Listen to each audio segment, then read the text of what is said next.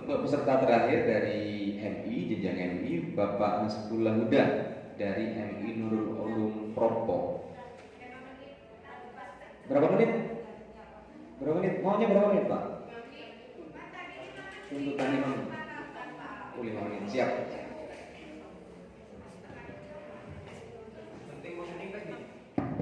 Assalamualaikum warahmatullahi wabarakatuh. Waalaikumsalam warahmatullahi wabarakatuh. Saya sebagai peserta pembelajaran, inovasi pembelajaran sebagai penutup dari tingkatan MI yang mudah-mudahan terkabulkan. Dari guru RA tuntutannya saya kabulkan. Amin. Yang sudah saya kumpulkan kemarin, Pak, yang tidak dibawa sekarang ini adalah refleksi hasil kerja siswa dan refleksi jurnal. Itu sudah dikumpulkan. Nah, jadi sekarang saya langsung masuk pada presentasi lomba inovasi pembelajaran. Yang sebenarnya lomba inovasi pembelajaran itu, ya, saya kaji sedikit saja terlebih dahulu bahwa kita mengumpulkan file medianya itu setelah kita praktek. Nah, pada putaran kedua sebenarnya yang seperti itu yang diharapkan, sehingga saya bawa pada inti pembelajarannya. Di mana inti pembelajarannya? Saya sebagai pendukung dari teman saya yang satu utusan dari Propo yaitu Bu Iin, bahwa dia menggunakan IT dengan cara print out atau download. Saya kedua-duanya saya lakukan, yaitu download di gambar. Coba Mas, naik terakhir. Nah, yang gambar.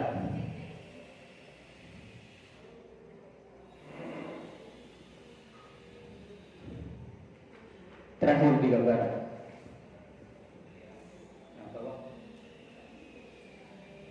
Ini gambar. Bukan ini buat praktik.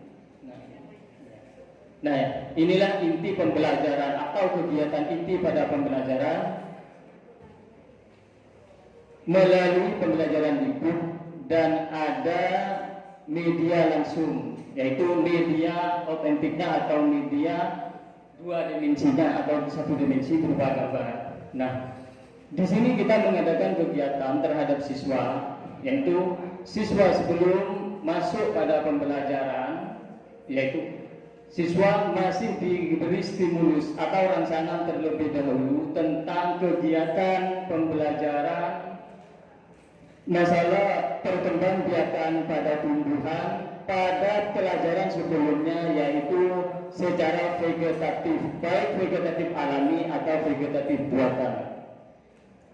Setelah siswa bisa menjawab atau bisa mengingat pelajaran sebelumnya, maka saya melanjutkan dengan media booknya yang saya gambar sendiri. Yang ada di layar itu adalah hasil download atau saya ambil dari komputer. Kemudian yang ini hasil karya sendiri.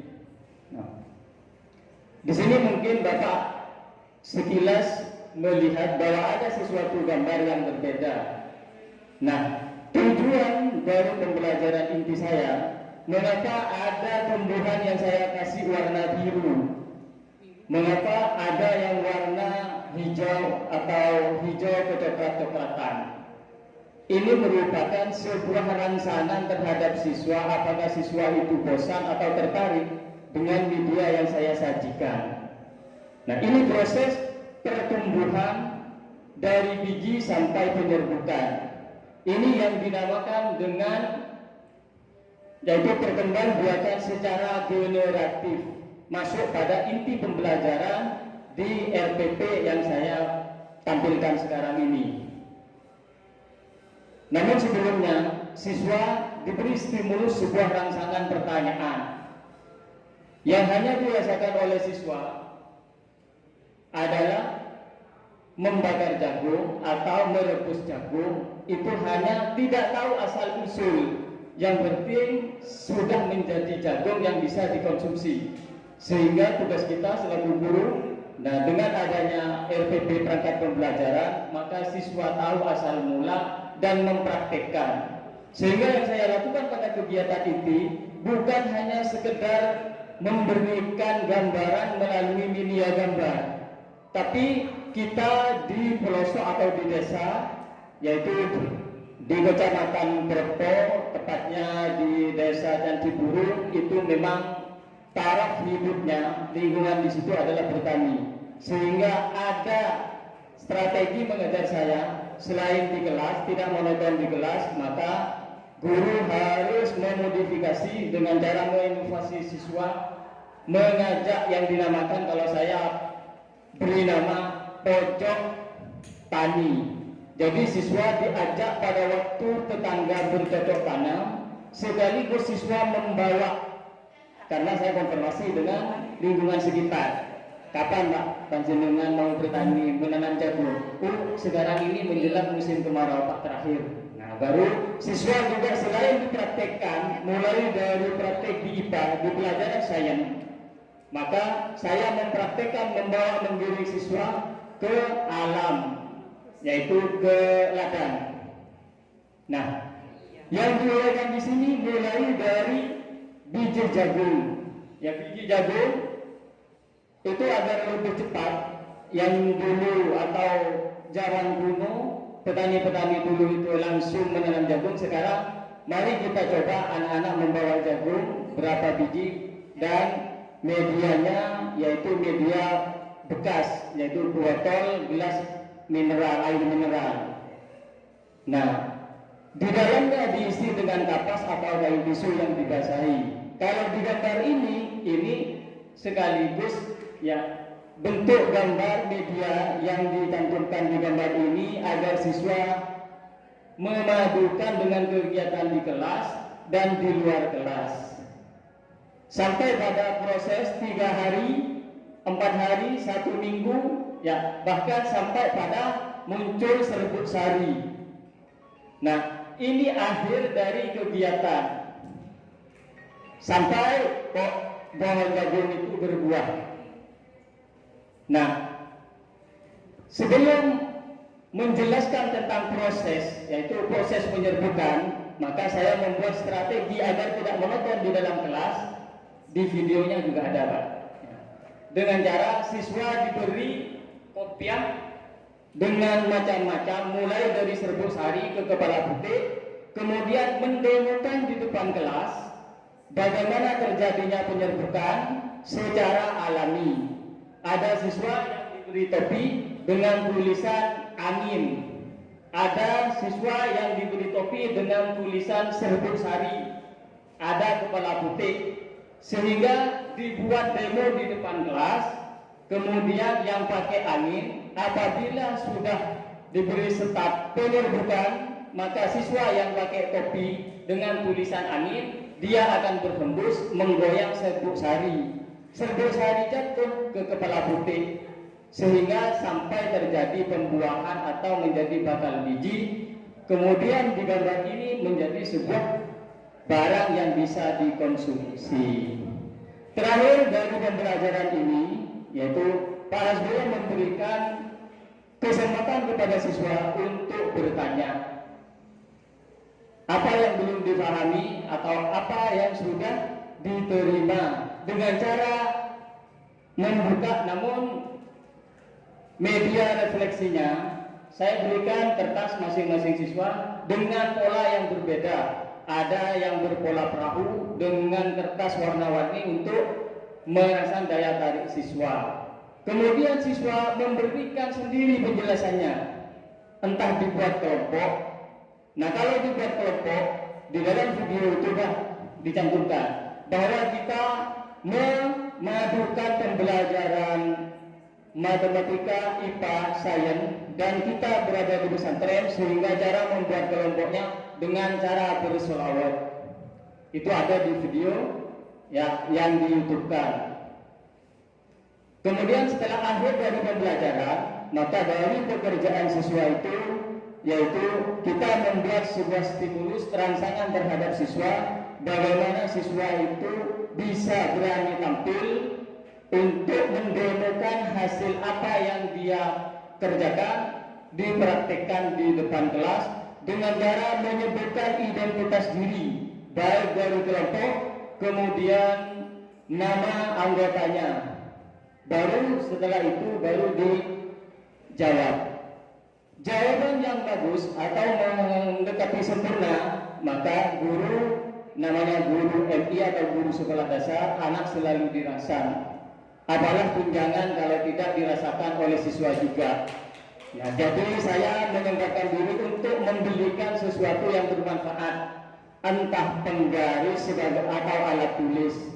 Biasanya saya melihat dalam kegiatan setiap hari karena wali kelas 6 saya, maka saya melihat apa dari anak itu yang anak-anak tulis yang kurang, sehingga saya membelikan, menyisihkan dari apa yang didapat untuk berinfak untuk siswa. Ternyata anak merasa bangga, walaupun hanya 2 spidol 1 penggaris, kadang-kadang busur atau jangka, yang dipergunakan untuk media pembelajaran, untuk sarana pembelajaran di sekolah. Ternyata alhamdulillah selama di Brokpol tetap saya tidak bisa beranjak dari kelas 6. Nah, kemudian yang terakhir Pak, di sana itu sudah walaupun di pelosok, sekarang ujiannya sudah memanfaatkan apa yang menjadi alat bantu dari Kemenat, program Kemenat, yaitu EduBook.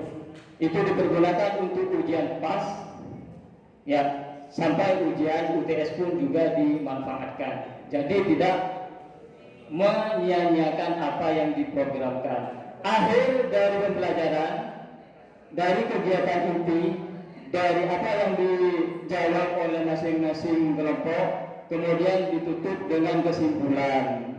Kesimpulan itu memberikan stimulus juga terhadap peserta didik, baik peserta didik yang sudah sempurna atau belum sempurna. Dengan cara stimulusnya yaitu memberikan kesempatan semua siswa untuk aplaus atau untuk bersolawat. Nah, demikian apa yang disampaikan Bapak Sebulan. Bisa kita sedikit simulasi Pak ya? Bisa. Bisa panggil beberapa teman guru. Ya, biasanya guru TK ini Pak yang lincah-lincah. Jadi Ustaz saja. Siap. Silakan berperan jadi guru. Ya. Ini inovasi juga ya Pak. Amin. Ini kelompok bunga. Serbu sari.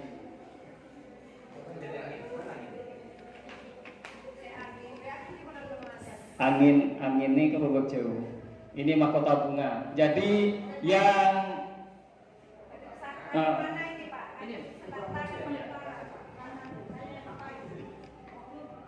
kepala putih.